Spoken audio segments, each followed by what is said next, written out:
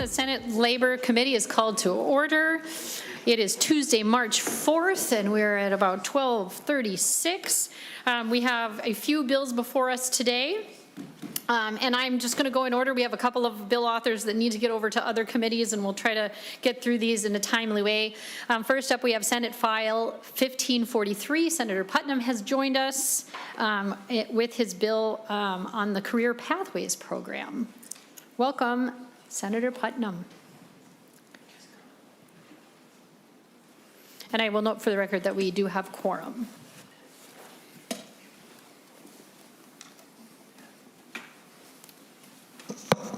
Welcome, Senator Putnam, to your bill. Thank you, Madam Chair. Thanks for giving us a chance to talk about this program. It is incredibly cool.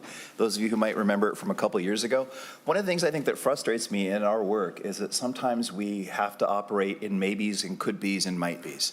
This is none of those things. This is a program that has been established, that is well established, that is doing good for young people and for labor in the state of Minnesota. So what this bill essentially does is it appropriates $500,000 from the state's Workforce Development Fund to school districts who have students that participate in the Operating Engineers Pathways Program. So it's pretty simple, pretty straightforward stuff. And I think it'd be much more interesting for us to hear from the people who have benefited from this program than to hear me yap about it for a while. So I'm going to shut up now and let the wise people talk. Thank you, Senator Putnam. First on my list before me, I have Jenny Winkler. Hi, welcome to the Senate Labor Committee. If you would please introduce yourself to the committee for the record and proceed with your testimony. Thank you, Madam Chair, members of the committee. My name is Jenny Winkler. I am the Director of Workforce and Community Development for Operating Engineers Local 49. Please go ahead. Thank you. Mary Moore, I'm Superintendent of Houston Public Schools and Minnesota Virtual Academy.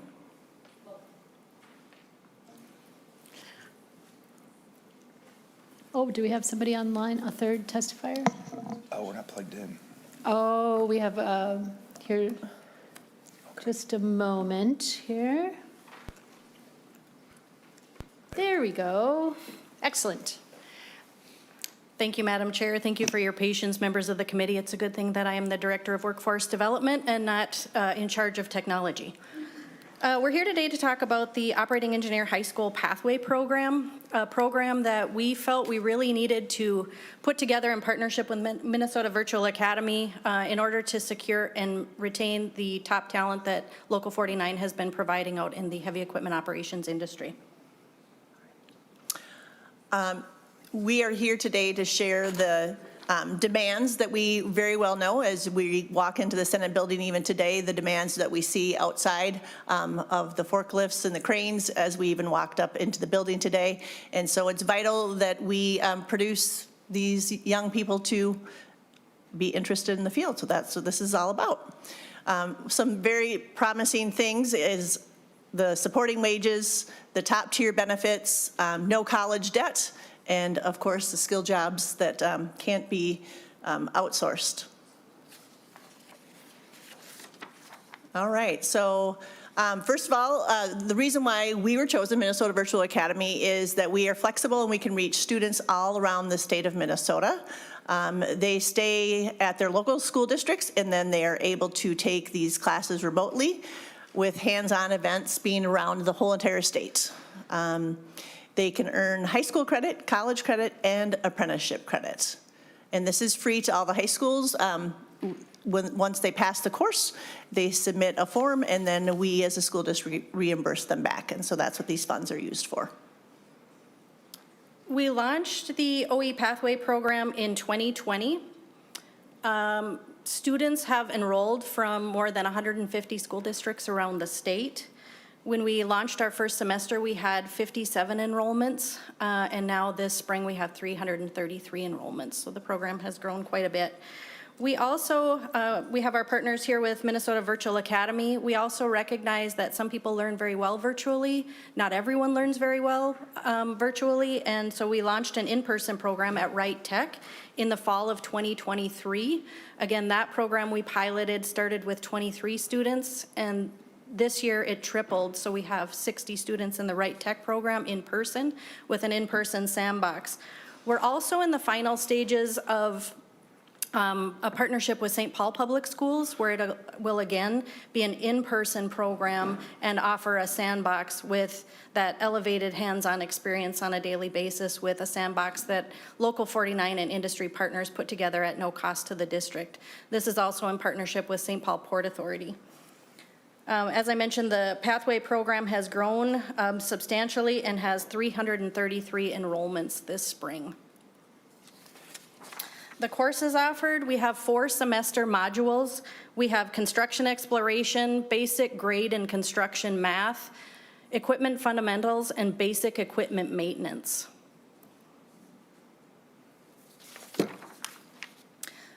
The curriculum was developed in partnership with Local 49 to prepare students for all aspects of life in the heavy equipment industry. We try to provide a pretty robust view of all the various opportunities in the field of heavy equipment operations. Students typically remain enrolled in their local brick and mortar school district. The vast majority of our students actually do remain in their regular brick and mortar school district and enroll simply for taking these classes. The coursework is delivered, again, in a couple of different ways. They have the opportunity, we wanted to offer it in partnership with Minnesota Virtual Academy to offer the geographic breadth that we were looking for. We really felt strongly that any student in the state of Minnesota, grades 9 through 12, that wanted access to these courses should have that opportunity. And by offering that in a virtual platform, it allows us that geographic breadth. And again, in person at Wright Tech St. Charles, we've had an in-person program as well. And again, are hoping to launch that St. Paul Public Schools partnership fall of 2025, spring of 2026. Mary. All right, so how do the classes work? They work when it works into the student's schedule. That's the flexibility. We do have live sessions and the kids can watch them if they are available during that time, but our instructors will video themselves and they can watch it when they are accessible. So it doesn't matter, there's no way we could compete with all the different schedules and trimesters and semesters, and so we really try and meet the students where they're at and they're able to take the courses when it fits into their schedule. So I was a former principal in a different district. It's really nice to have that flexibility for scheduling. So you just say, they're gonna take this class, and we just put it in their schedule, and when it works for them, they can complete that. We also have hands-on events, which are very successful. They are hosted by our industry partners, and Ames Construction, Ziegler Cat, Central Lakes College, and the local 49 Training Center are some of the places. We also did Brennan Marine this fall. So right on the Mississippi River, so they got to have some different exposure there. And then it's seat time on the equipment, driving the equipment, different competitions, so they really get to get in and have that hands-on experience. This is a 3-for-1 opportunity for students and their families. For students who take and pass the courses, they receive high school elective credit, articulated college credit for 3 of the 4 courses in partnership with North Hennepin Community College, as well as we're expanding those articulated credits to also include our partners at Central Lakes College. And last but certainly not least, for those who explore this opportunity and decide that this is the career field for them, they also receive apprenticeship credit toward their apprenticeship at Local 49. We wanted to do our best and make sure that students who did everything that we asked them to do, with the hope that there was an opportunity at the end of it. Not that we guarantee anything, but we really do our due diligence and put our best foot forward in making sure that we have 2 career navigators that we've hired and brought on staff at Local 49 Training Center, specifically to work with those students who say, yes, I want in, and help connect them to opportunity in the industry, as well as mentor them through that first year of registered apprenticeship that can leave most, if we're gonna have attrition for apprentices, it's usually in that first year that can be most difficult to navigate. So they also help offer the encouragement and guidance throughout apprenticeship. They also recruit apprentices and help ensure high quality experiences for both the employer and the apprentice on both sides of that equation. Hopefully you can see by looking at this map from last time we were here, the program has grown not only in enrollment numbers, but also the geographic breadth that we are seeing enrollments. We still continue to do outreach across the state, and we fully expect at some point in time that that map will be fully filled in. Madam Chair, if it's okay, we do have a third testifier here today. Her name is Marley Sherbin. She was actually in the OE Pathway program and is now nearly a third-year apprentice with Local 49. And I always tell Marley, I remember her coming to one of the hands-on events at our training center. She came in off the crane and said, "Mark my words, I will be a crane operator someday." And not to steal her thunder, but she is. Welcome to the Senate Labor Committee. If you would please introduce yourself for the record. We look forward to your testimony. Thank you, Madam Chair and members of the committee. I am Marley Sherbin. I live and reside in Caledonia, Minnesota in the southeast corner. I am coming up to be 21 years old, and I am a graduate of Local 49's OE Pathway program from 2021 to 22, graduating high school in the spring of 22. I got started with the Pathway program the summer before as I was looking at options other than college, knowing fully well that I do not plan going to sit at a desk after my desk in high school. That is when I came across Local 49's page, and a video for high schoolers came up showing off their machinery, the program, some of what the coursework intended for, as you all seen before, 4 courses. So I had talked with my principal about getting in on it, working that into my 3 study halls in that class year, and was able to do the 2 courses each semester throughout. We had then a field trip in the fall up to the training center to play in the sandbox and a few other courses. And then in the springtime, going to Ziegler Cat in Shakopee, Minnesota.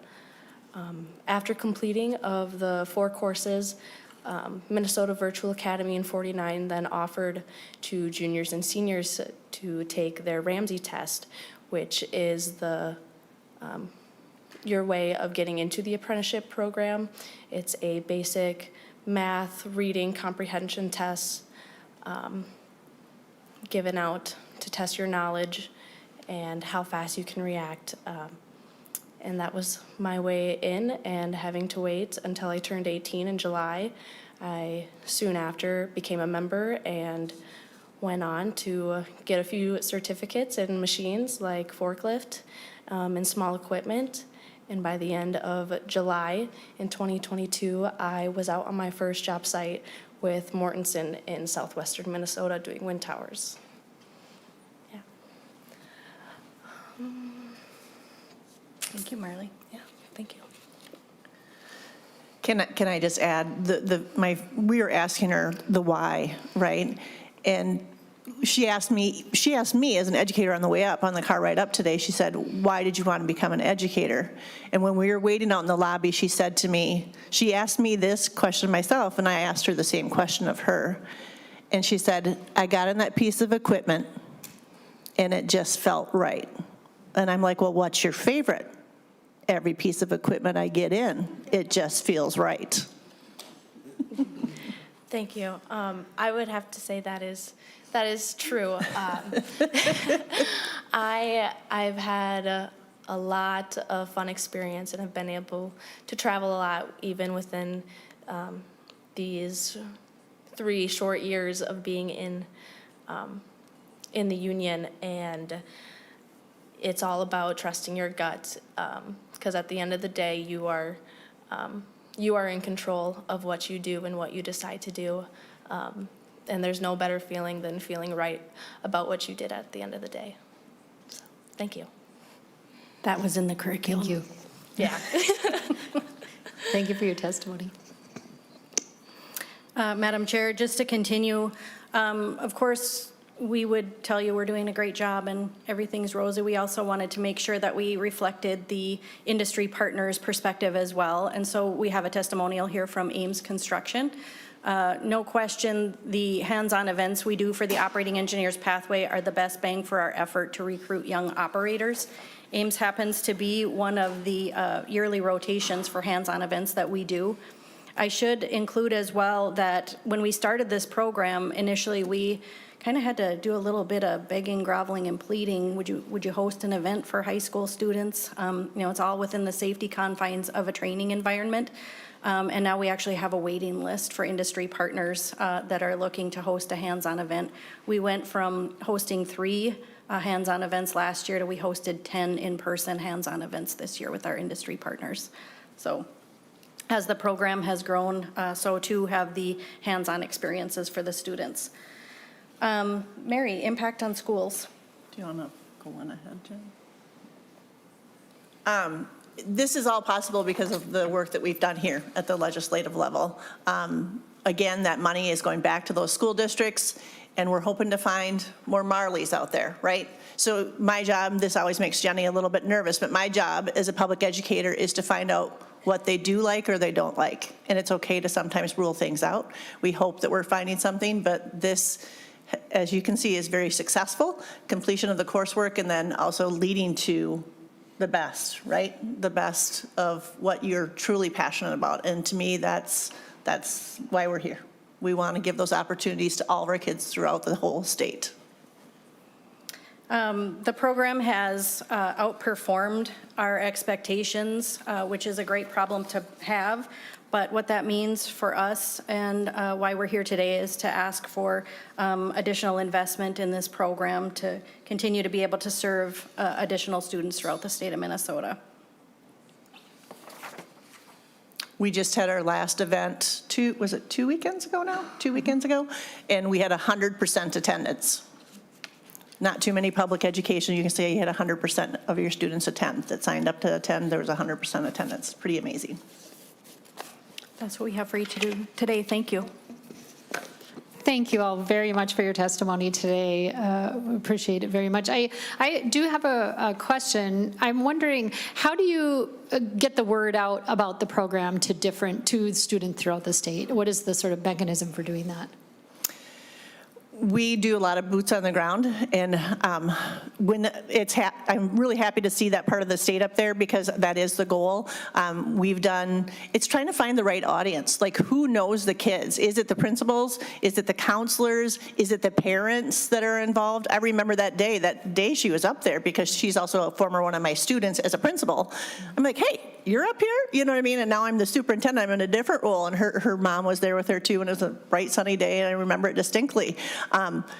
It's who is that right audience? So we've spent a lot of time going to different events to try and get the word out. Today, the simulator and one of my staff is at an event in Cannon Falls, trying to reach those, the students are there, the teachers are there, the counselors are there. So just trying to take that initiative. And then of course we do these one-page flyers, these things, and we send it out to all the counselors in the schools. We also have kids that are homeschooled. So it's not just the kids that are in public schools, it's anybody in the state. We really try, and Jenny works really, really hard to okay, Mary, how can we make this happen? So really, if a student is passionate about any part of this, we will do whatever we can to get them the opportunity to run equipment and be part of the program. The other thing I'll just add on to that is our industry partners and our members, workers out in the field, have been actually a great marketing tool for this program. They're so proud of being heavy equipment operators or in the heavy equipment operations industry that they say, oh, I know, Mary's daughter was mentioning wanting to get into the construction trades. I should tell her about this program. And people like Marley that have been successful and are doing very well in the industry, great word of mouth as well. We had a dad up at the training center. He goes, I'm just about done, Mary. And I said, what? Son number 4. I'm like, good job. So he's already had 4 of his own children go through the whole pathway. So wow. Pretty amazing. Great. Thank you for that. Members, any questions or discussion about Senate File 1543? Senator Dornick. Thank you, Madam Chair. Thank you, Senator Putnam, for the bill. What a trades, that's what I am. I was a carpenter in the trades, and we do need trades, men and women. So congratulations, great story. Thanks for coming in. Loved your testimony, and it just feels right. Working outside does feel right? And yes. The desk thing, too, is I'm in a desk, behind a desk now, but it's hard to come and testify, and you did such a great job. You are definitely a very talented young woman, and appreciate your testimony. And to testifiers, thanks for your work and getting through this. I just have one question. I kind of have a hunch what it is, but just if you could just explain a little bit what the hands-on looks like in when you do a hands-on to your students. Or Whoever would like to take the question, please do. Yeah. Thank you, Madam Chair. Senator, thank you for the question. Our hands-on events are all a little bit different, honestly. Again, as an effort to provide the robust experience that heavy equipment operations industry has to offer, it can range anywhere from the event Mary referenced was at our training center 2 weeks ago, where we had 100% participation from the students and their parents. They come and they have different stations that they rotate through, right? So they come, they learn a little bit about our registered apprenticeship program in the training center.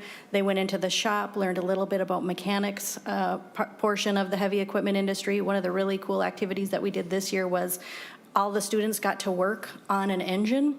And at the end, in order to see if it was successful, they counted down and turned to see if the engine fired up like it should, and in fact it did. They also do get to run heavy equipment while they're at the training center.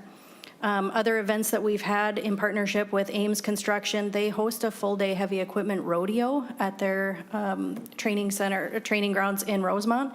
We also partnered with Ziegler Cat, went there on a Saturday as well, and that's more toward the technician or heavy mechanic side of the industry. So it can really range with JF Brennan, as Mary mentioned. That was a little bit more on the marine side of things. And students, but there's always the one requirement that we have, there has to be a hands-on component for the students to engage in. It doesn't always have to be a ton of seat time, but there does have to be some hands-on engagement activity. Usually that does involve some smaller equipment hands-on time, such as a skid steer, a compact excavator. Some of the equipment is very large, and so that's stationary, but they still get to get in it and see what that piece of equipment feels like. So we have an event coming up in partnership with MnDOT as well, where it'll be at one of their truck stations. They'll do a walk around with some of the equipment, and some different activities with soils and things like that at that event. So there's really a pretty broad range of activities the students get to experience. And I'll add that we're always taking feedback from those students. And one of the things from last spring, I asked them, what would you like to see differently, right? How can we improve? And one of the things was walking a piece of equipment. So if you've worked construction, you know that you're just not there. It doesn't magically just set up. We have to walk it there and we have to set it up. So even in an event this year, we've had the opportunity for them to just drive the piece of equipment, not operate, just drive it, maneuver it around cones, get to the job site. And I think that we'll probably see our partnership with Central Lakes College. If you've ever been up there, it's beautiful, but there's this huge vast, and so we'll probably just get to practice that because that was some feedback that they gave. So always listening to the students too, and also, alum, like how can we make it better? What do you wish you would have had? Thank you. Okay, thank you, Senator Dornick. Anybody else? Okay, Senator Putnam, any final thoughts before this bill is going to be laid over for possible inclusion, but I'll defer to you to have the last word. Thanks very much, Madam Chair and members. And this is the argument right here. I don't need to say anything, so we're good. Very good. Thank you all very much for your testimony today and for sharing your work with us. Appreciate it. Thank you. Appreciate it. With that, Senate File 1543 is laid over for possible inclusion. Next up, we have Senate File 1506, which Senator Nelson is bringing before us today on the Career Pathways Program. Welcome, Senator Nelson, to the Senate Labor Committee, and we appreciate your patience. We know that you're trying to get to another committee. So I'll go ahead and leave you to it. I know that you have a couple of authors' amendments. Would you like to offer some opening remarks? Then we can address the amendments. Yes, thank you so much, Madam Chair, for hearing Senate File 1506. And this is about a Career Pathways Program in Emergency Medicine. And anyone in this Capitol, almost anyone in our state knows this is a very critical area, often a life and death area, and we just need more bodies trained. That's what we're going to talk about today. Madam Chair, I do have the A1 amendment, if that's in your packets. Very good. Thank you, Senator Nelson. If everyone can check your packets, there's an A1 author's amendment that would get the bill in the shape that Senator Nelson would like it to be in, and this is the first committee that the bill has been in. Does any questions or just to move? Senator, thank you. Senator Thank you, Madam Chair. I'd move the A1 amendment. Thank you. Senator Pappas moves the A1 amendment. All in favor, please say aye. Aye. Aye. Any opposed? The A1 amendment is adopted. Senator Nelson. And Madam Chair, I also had the A3 prepared. It's not in my packet, but I hope it's in yours. Yes. Thank you. And that is requesting the funding from the Workforce Development account. Very good. Thank you, Senator Nelson, for the A3 amendment, that it should be in your packets, members. And this is likewise an author's amendment at the first stop in the committee. Senator Liskey. Madam Chair, I would move the A3 amendment. Thank you. Senator Liskey offers the A3 amendment. All in favor, please say aye. Aye. Any opposed? All right, the A3 amendment is also adopted. Thank Senator you, Madam Chair. So, members, the bill as adopted appropriates $300,000 to the Houston School District. You already know about the Houston School District regarding the Minnesota State Virtual School. This particular appropriation is to offer emergency medical responder training through the Minnesota Virtual Academy to high school students. This could reach all high school students all across the state. And it's the local school district will be able to offer the program to students without having to hire an instructor for each particular school site. This is very flexible. It works very well, especially for districts with smaller numbers of students who want to explore emergency medicine as a possible profession to further their studies. The training will be available to any high school student in Minnesota. The classroom training is provided virtually with hands-on being done locally.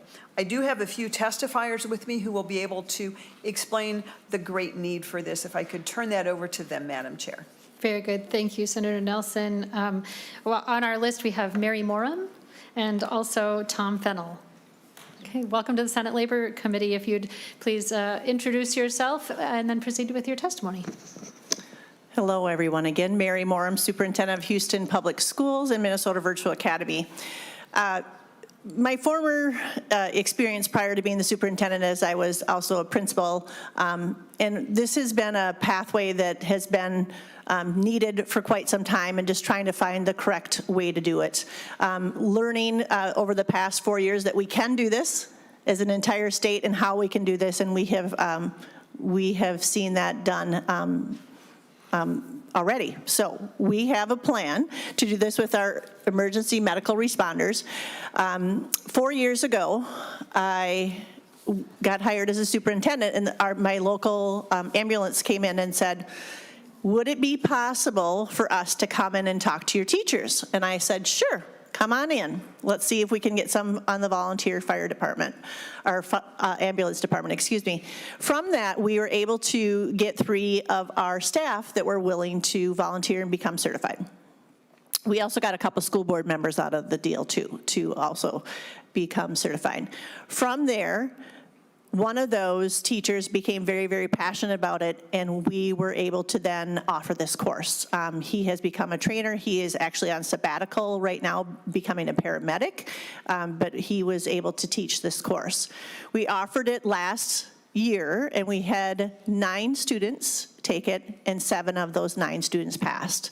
Out of those 7 students, 1 takes probably 3 12-hour shifts a week, and he gets to leave school and be part of our volunteer, and it's really kind of just grown.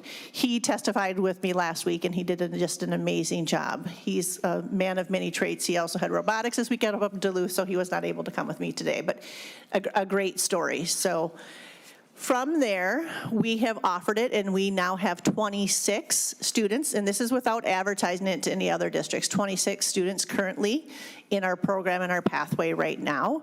We have a person on staff that can test, come remotely to you, and she's a qualified examiner, and our little small town of Houston has also become a testing site. But after even last week and prior to this, knowing that this was coming up, many people over the whole entire state are willing to be those testing sites. So whether it's in Houston, and we had to partner like with Winona before we became a testing site last year. So there's many people willing to be that tester, to do that hands-on component, because that's what we can give the classroom. You can even take the EMT exam remote, right, on your computer, but that hands-on piece, we're gonna need to have help and partnerships, so that's this next step. And I will turn it over because here's one of my partners to the left of me, so. Good afternoon, Madam Chair and members of the committee. My name is Tom Fennell. I serve as the regulatory officer for Mayo Clinic Ambulance.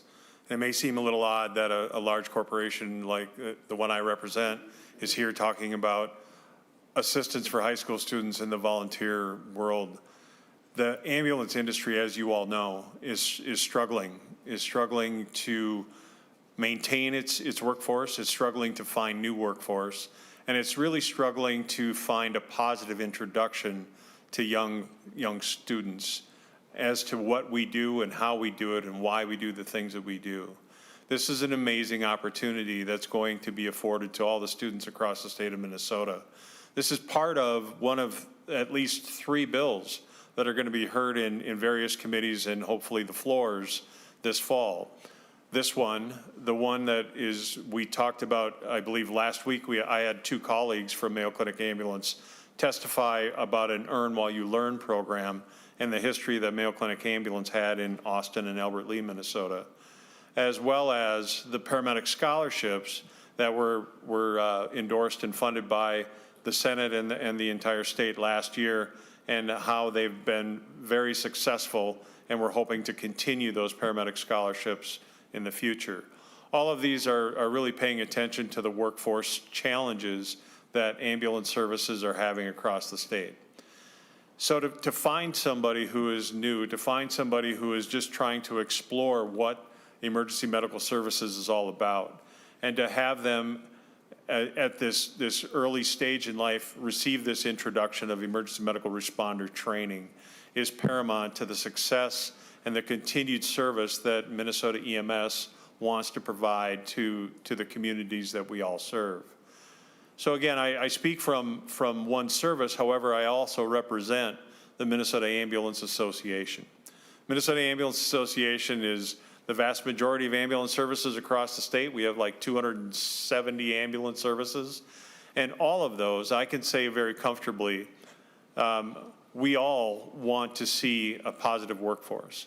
And how we could do this and how we could benefit the program that Houston Schools is going to put through is something that we're all anxious to participate in. Those local skills that have to be taught hands-on, that local connection, those are things that we all want to do. We all want to participate with. We all want to see the success of those students and a positive introduction into our profession. We know that once they feel the environment that we operate in, once they're there, we can have our preceptors work with them and really offer that experience.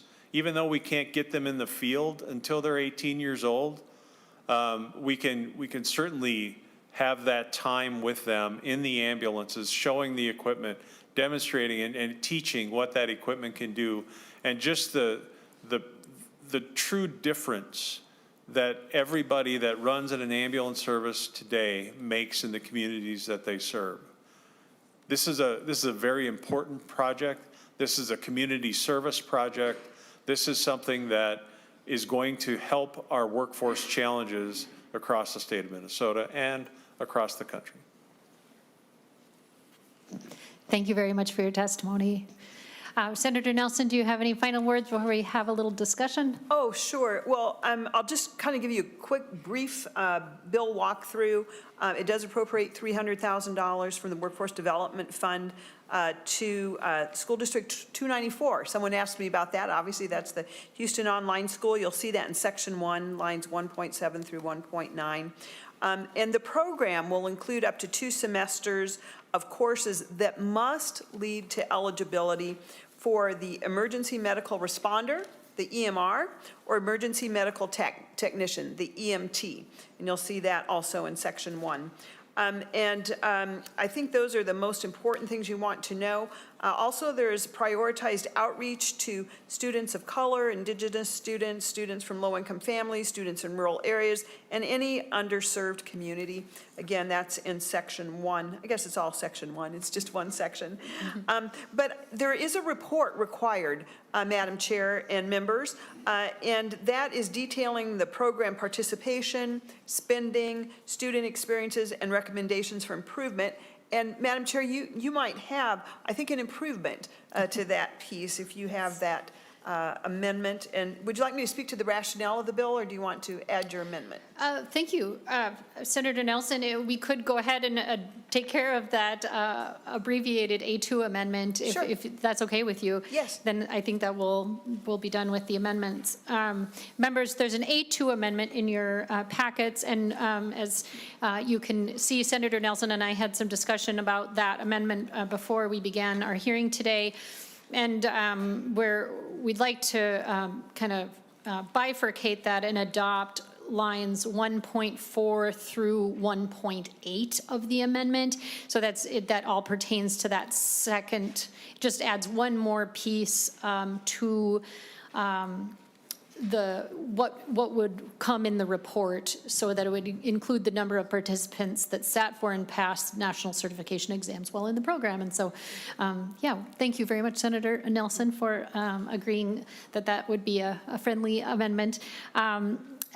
Is there any questions about that addition? Thank you, Senator Marty. Madam Chair, I'll move lines 1.4 to 1.8 of the amendment. Thank you. Senator Marty has made the motion to adopt lines 1.4 through 1.8 of the A2 amendment. All in favor, please say aye. Aye. Any opposed? All right. That amendment is adopted. Thank you, Senator Nelson. And thank you, Madam Chair. Might I give my closing comments? Or Yes, would you please. like some discussion first? Well, whatever you'd prefer. If you have some things you'd like to say before we have a little discussion or questions. Members, are there any questions or discussion? Yes, Senator Pappas. Thank you, Madam Chair. I assume this bill is then going to the Jobs Committee. Yes, that's correct, Senator Pappas. Thank you. Yep. All right. Members, any questions or comments? Okay. Yes, Senator Grunhagen. Oh, thank you, Madam Chair. Yeah, thanks for bringing this forward. I know, I come from a rural area mostly, and the ambulances are really getting stressed. The area that they have to serve is getting larger and larger. Their response times are increasing, and we know what that means in emergency situations. And obviously, the workforce shortage is critical in this also. So I think we gave $180 million, if I remember right, last session to the ambulance service, if I remember right. But, and that was just kind of like a Band-Aid. But I certainly hope that this bill will be seen as a priority as far as coming out of this committee. And I know funding is a problem all the way across the board, but hopefully we can see what we can do. And thanks for bringing it forward. Thank you. Thank you, Senator. Any further comments or questions? Okay. Very good. Senator Nelson, the last word on your bill before we move it to jobs. Thank you, Madam Chair and Committee. Well, you all know it's like preaching to the choir here, but the shortage with EMS providers, EMR, it's a life and death situation, and this is a very good step forward in making sure we have more young people who are trained for this. This will help Minnesota's shortage of emergency medical personnel by creating just that direct pipeline. One of the things we've learned through education and jobs, quite frankly, is these career pathways are so important. Career pathways help our students get from high school to job in a straight pathway. That is so important. And of course, this will be a direct pipeline from high school to an EMR or an EMT certification right there. It's equitable access, expands career training opportunities to all students statewide, very cost effective, provides early exposure to emergency medicine careers at no cost to students. And as we said, there's a critical need. In 2021, nearly 3,000 more providers left the emergency medical services field in Minnesota than entered it. Wow. That's a growing shortage. And as you know, our population is aging, certainly more and more needs. I just would encourage you sending this out with a strong support to the Jobs Committee, where Senator Pappas and I will take it forward. So, very good. Thank you very much, Senator Nelson. Do we have a motion, Senator Pappas? Thank you, Madam Chair. I would move that Senate File 1506 as amended be recommended to pass and be referred to the Committee on Jobs. Thank you, Senator Pappas. On that motion, all in favor say aye. Aye. Any opposed? All right, the motion passes. Thank you. Thank you very Chair, much. Committee. Next on our agenda, we have Senate File 1756, brought to us by our very own Senator Kupec.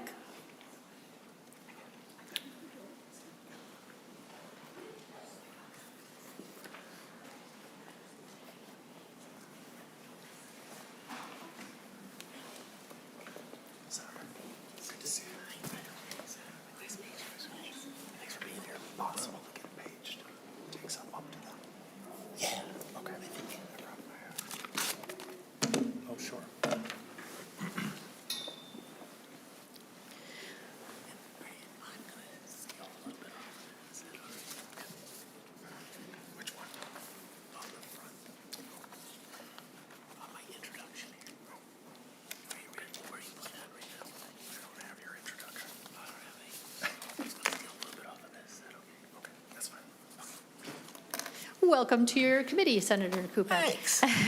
After you, to your bill. Sure. We have the ever-popular Helmets for Hardhats bill here, Senate File 1576. And before we go any further, I do have an amendment, and I would like to move the A2 amendment, which should be in your packets. Thank you, Senator Kupec. And I think we have that this is Senate File 1756, just for the record. I think two numbers were swapped in the way you just said it, so I just wanted to make sure we're on the same. Sure. Okay. Very Yes, good. 1756. Did I say it wrong? And you have offered the A2 author's amendment to get the bill in the shape that you'd like to see it in. Members, on Senator Kupec's motion, all in favor, please say aye. Aye. Any opposed? All right, the A2 amendment is adopted.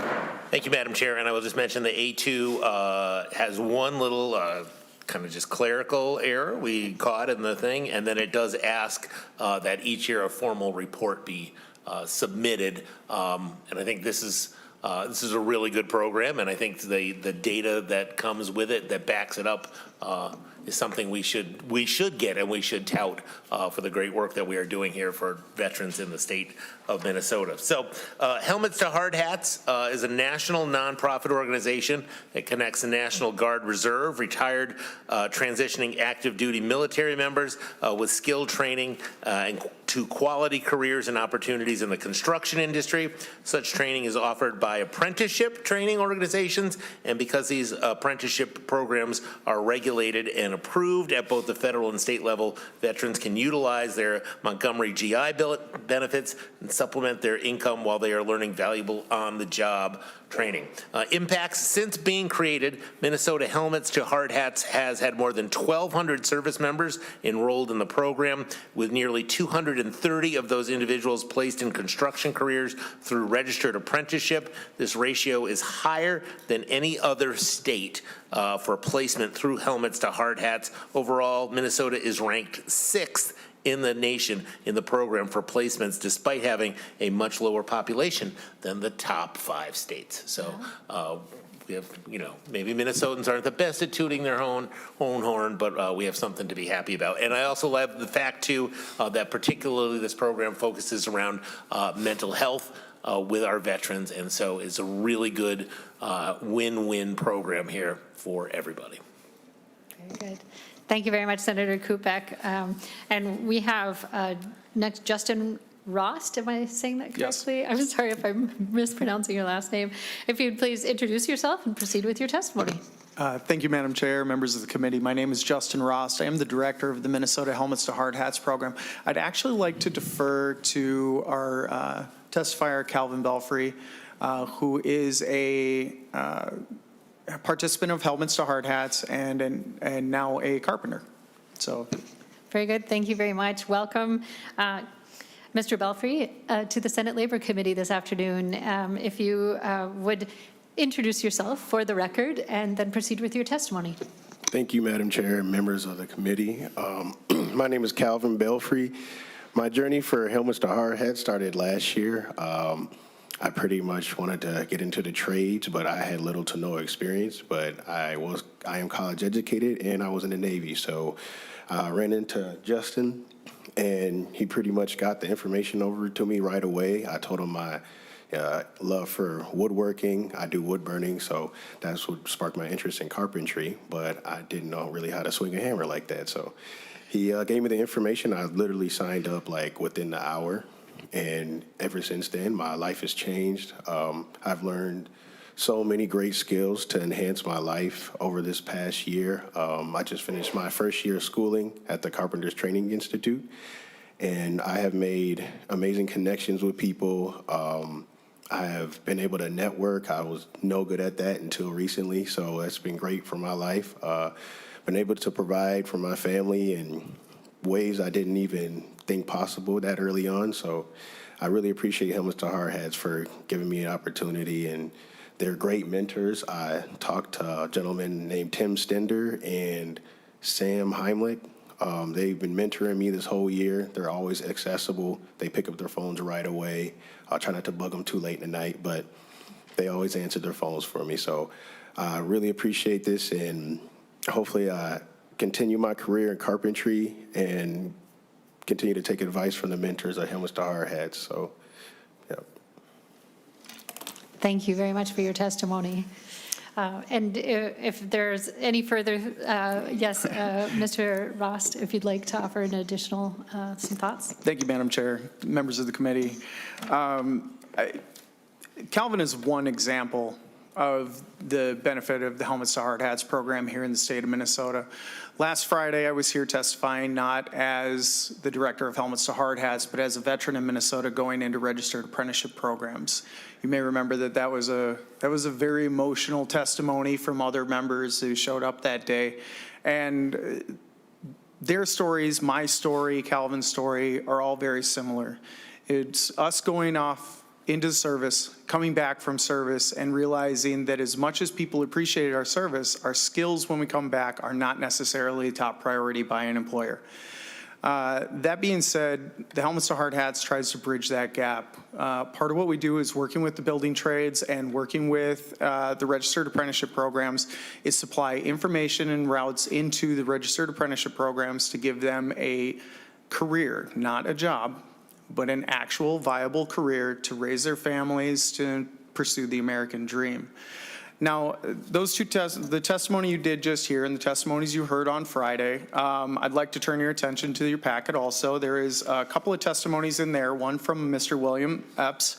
William received help from Helmets to Hardhats, not just once, but twice.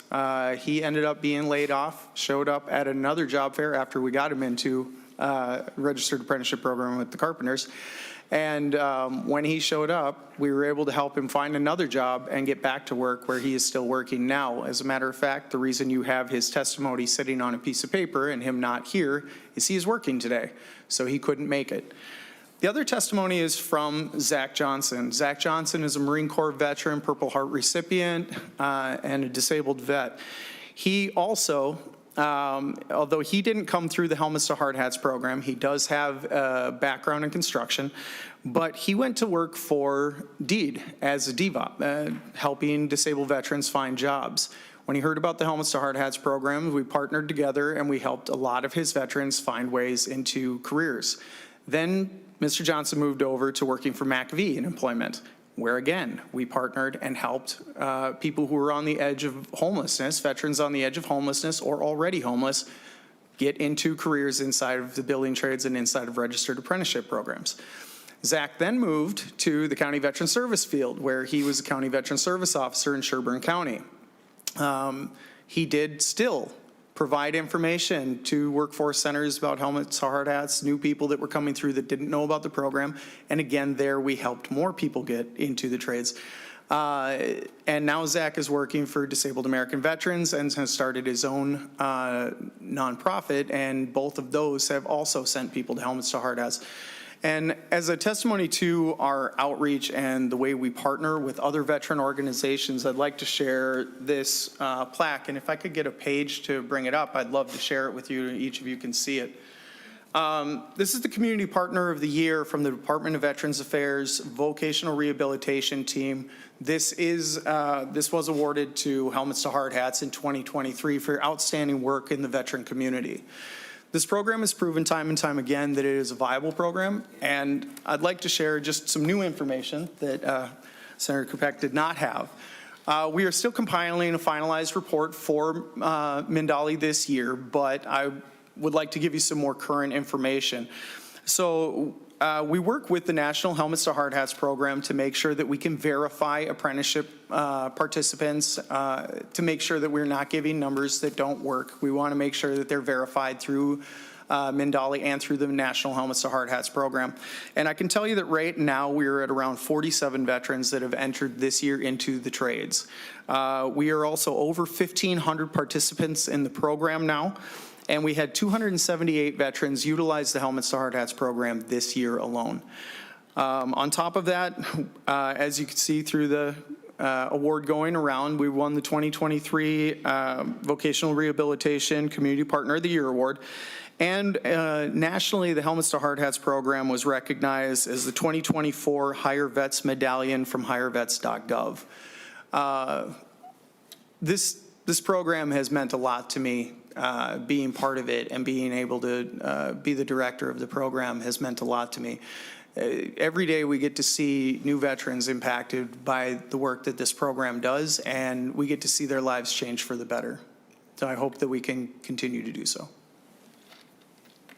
Thank you very much for your testimony. Senator Kupec, do you have any additional statement or words you'd like to say before we have any questions or discussion? No, I will take a cue from Senator Putnam here, and I think the testimony here to my right speaks for itself better than anything I could say. Very good. Thank you very much. Members, any questions or discussion about Senate File 1756? Senator Umer for Baton. Thank you, Madam Chair. Thanks for ringing for the bell, Senator Kupec, and thank you both for your testimony. I was thinking about last week and just really the powerful emotional stories that we heard from folks, and it really stands out to me that the support system, and of course in labor we talk about the sisterhood and the brotherhood and that family that's built, and I think that's so important to making sure that our veterans are supported. The other thing I just want to know for the committee is, like, I think this work is going to be really important. We're seeing so many federal employees lose their jobs right now, and the federal government is a huge employer of veterans. Department of Veteran, like the VA is a very big employer, and then I think even just within there, they're the largest employer of veterans in the government. So for our heroes, right, who are needing to find employment and a stable, supportive work environment, this is a really important program. It might be more important than ever right now, just to make sure we're finding a good place for our veterans. So thank you so much. Thank you, Senator. Senator Grunhagen. Oh, thank you, Madam Chair. Yeah, thanks for your testimony. Is this on? Yeah. Thanks for your testimony and for working with homeless veterans. It's one of the things that gives me a lot of anguish also, and getting them to find a good career path is extremely important. So I want to thank you for that, Senator Kupec. I served in the Marine Corps, and they told us that the Navy was a branch of the Marine Corps. Would you like to respond to that? No, just kidding. I don't know about that. Anyway, thanks for that, and thanks for your testimony, and hope that we're facing some daunting financial circumstances down here, but I hope that we can wiggle this one through. Thank you. Thank you, Senator. Senator Dornick. Thank you, Madam Chair. And I just comment too is just, Mr. Ross, thanks for coming. It's always a pleasure to have you here each year, and what a great program, and you do so well at it. So thank you for that work, but also for your service to our country. Senator Kupec, thanks for the bill, bringing it forward, and Mr. Belfry, thank you for your service too, also to our country, and what a great trade that you're in. I went through the Carpenters Union. I'm a 30-year carpenter, also actually a lifetime carpenter, but it's a great trade. Stick with it. You'll do great. And so, again, thanks for coming in. Great testimony, and we appreciate you coming here and the work that you will do in the future. So thank you. Thank you, Senator. Okay. Looks like our comments have concluded. I will echo all of the comments we've heard. Thank you very much for your testimony today, and for the work that you do to bring veterans into the trades and really build that community and that support system for people. It's wonderful. I'm so glad to hear about both of your experiences. Any last thoughts, or would you like to move your, well, actually, we're not moving it, we're tabling it, so scratch that. Senate File 1756, unless you have anything less to say, but I think we decided it spoke for itself. Senator Pappas, yeah. Madam Chair, I thought this would be similar to the Nelson bill, because it says from the Workforce Development Fund. I don't think do you have money in the Workforce Development Fund in this committee? Yes, Senator Pappas, we do have some. Yes. Great. All right, thank you. Yeah, it goes to whether it is officially an apprenticeship program, because it's under the auspices of DLI. Yeah, thank you for the question, though. So, members, with that, Senate File 1756, as amended, is laid over for possible inclusion. Thank you very much, everyone. Thank you.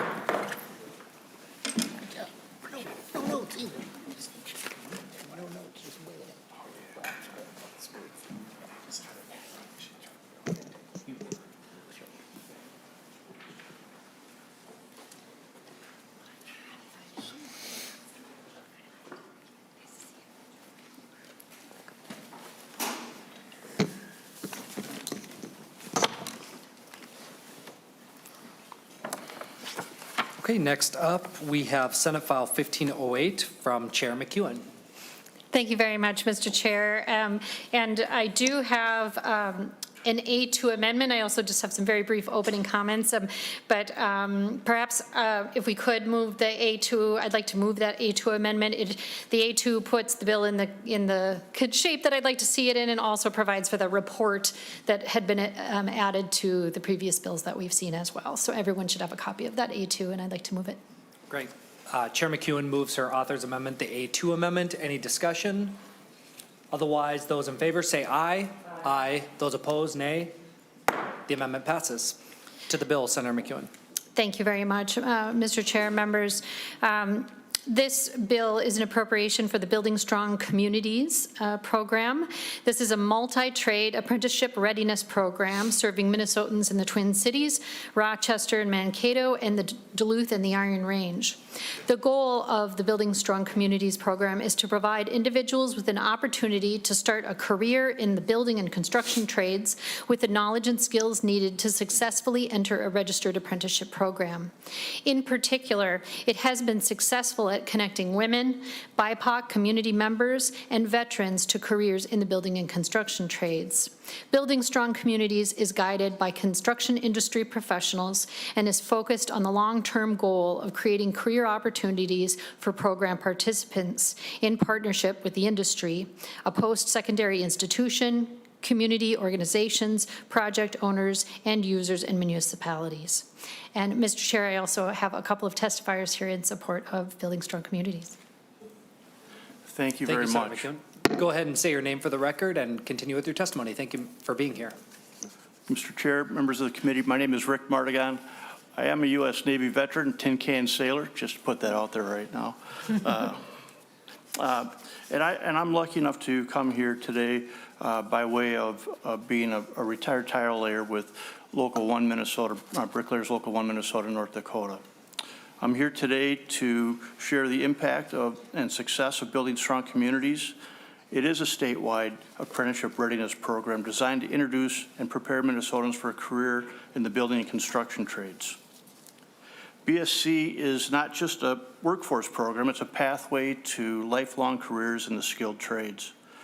With training conducted online and hands-on in the Twin Cities, Rochester, Mankato area, Duluth, Iron Range, Building Strong Communities provides Minnesotans with a direct connection to registered apprenticeships, ensuring participants will enter the industry prepared and confident.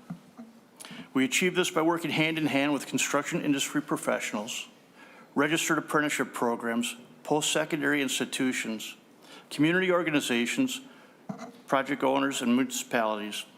Our participants receive OSHA 10 safety training, foundational construction math, and mentorship through our partnership with Twin Cities Rise and North Hennepin, Twin Cities Rise and Skill Plan. North Hennepin Community College delivers the eight-week construction virtual classroom instruction, while the trades provide up to 6 weeks of hands-on training, giving participants both technical skills and confidence needed to make an informed decision about a career choice and be successful. Additionally, each participant is assigned an advocate. That advocate is assigned at the beginning of the program and will continue to stay with that person for 1 year post-placement. All graduates earn 4 college credits and are prepared to enter the workforce as a construction season begins.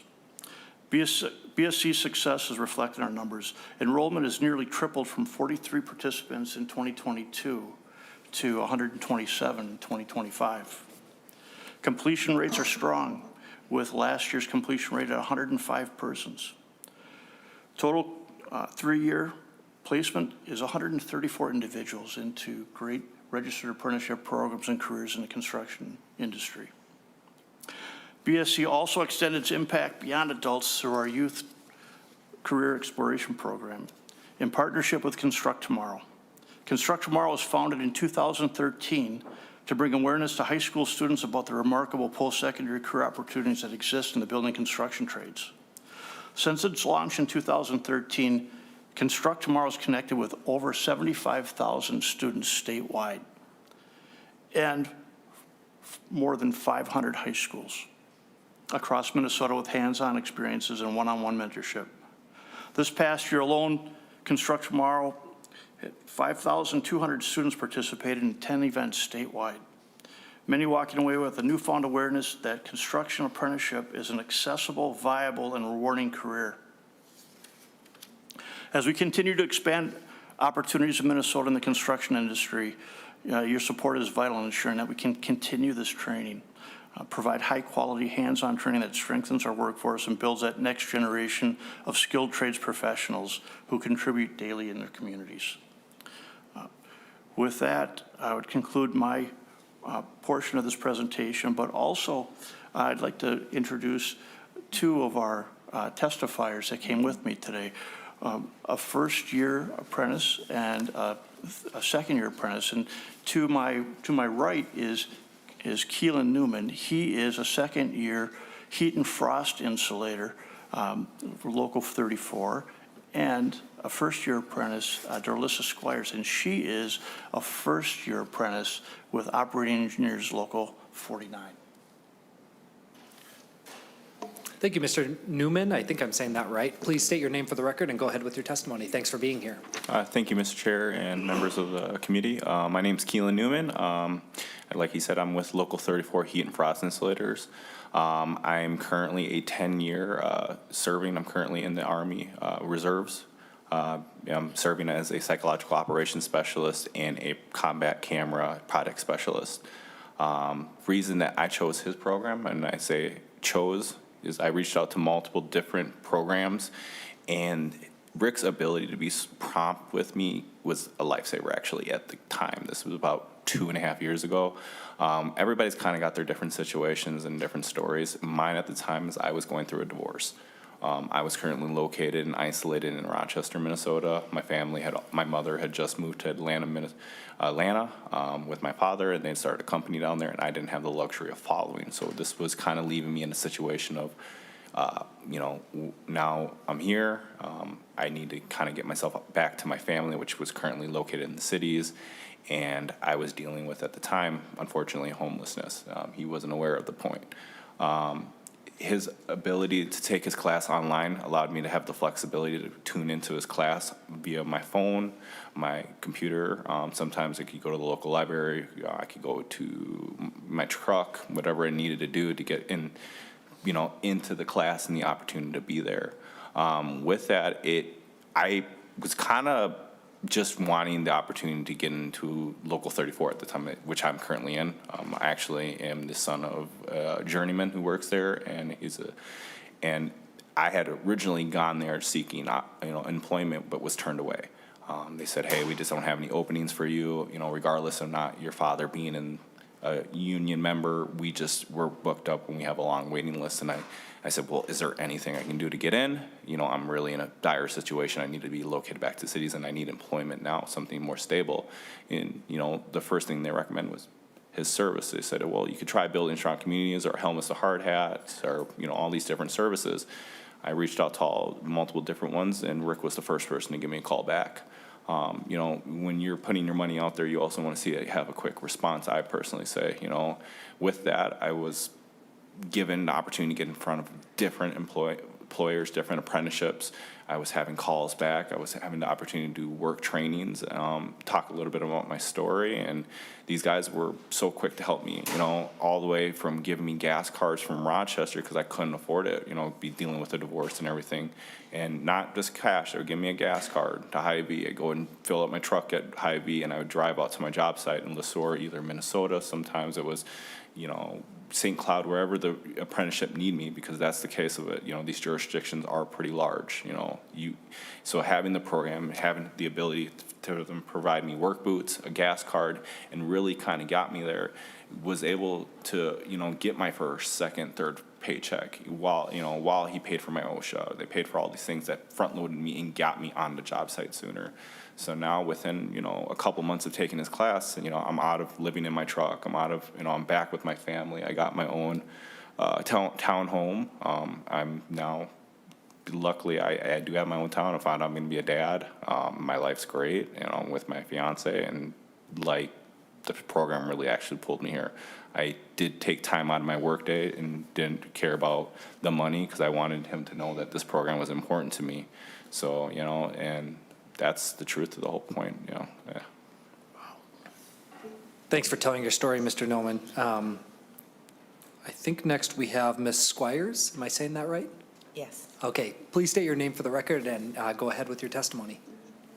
Thank you, Mr. Chairman and committee. My name is Dorlisa Squires. I am a past participant and a graduate of BSc of 2024.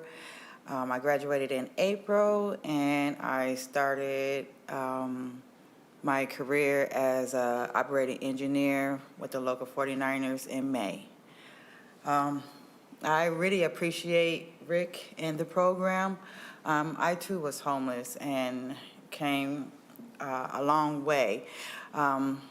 I researched a lot of construction programs online, and it didn't really seem like it fit. Nobody was calling me back. Rick and his team they called me back immediately, gave me the assurance of the program and what was going to take place and how long it was and what was going to go on. And so I took a chance and went with that. When I took a chance and went with that, everything was great.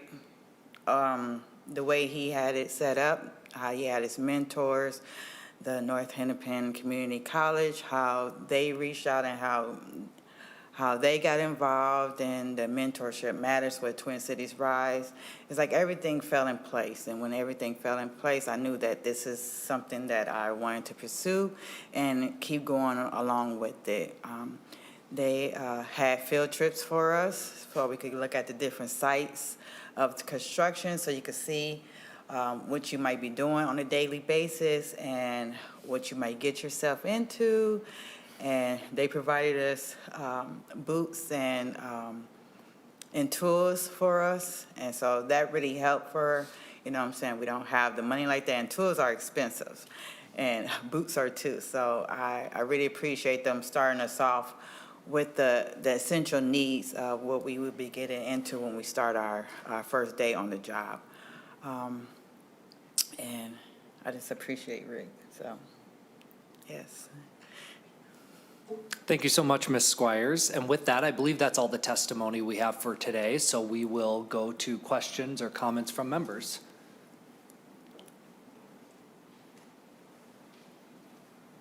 Senator Kupec. Sure.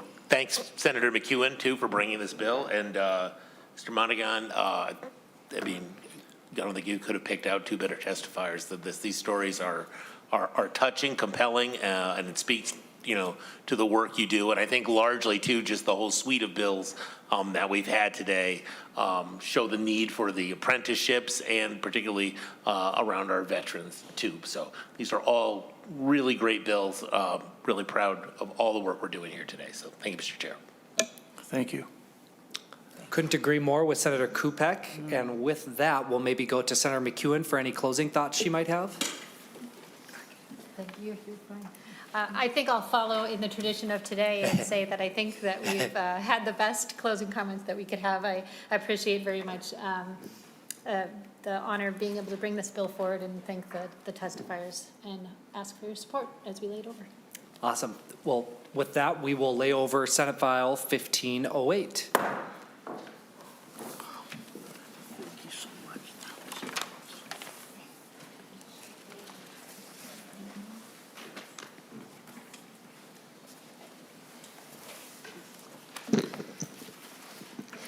Thank you, everyone, and we've come to the end of our committee hearing today. But before we do adjourn officially, I'd like to recognize David Frazier. David, will you come out to say hi to all of us? David Frazier is the very well-respected and appreciated researcher for our Republican members here on the Senate Labor Committee, and we understand that he's moving on, and his last day will be this Friday. So we just wanted to say thank you very much, David, for all of your excellent work and collegiality, regardless of party. And you've been wonderful to work with, and we all wish you the best as you go on to your next adventure. So thank you very much.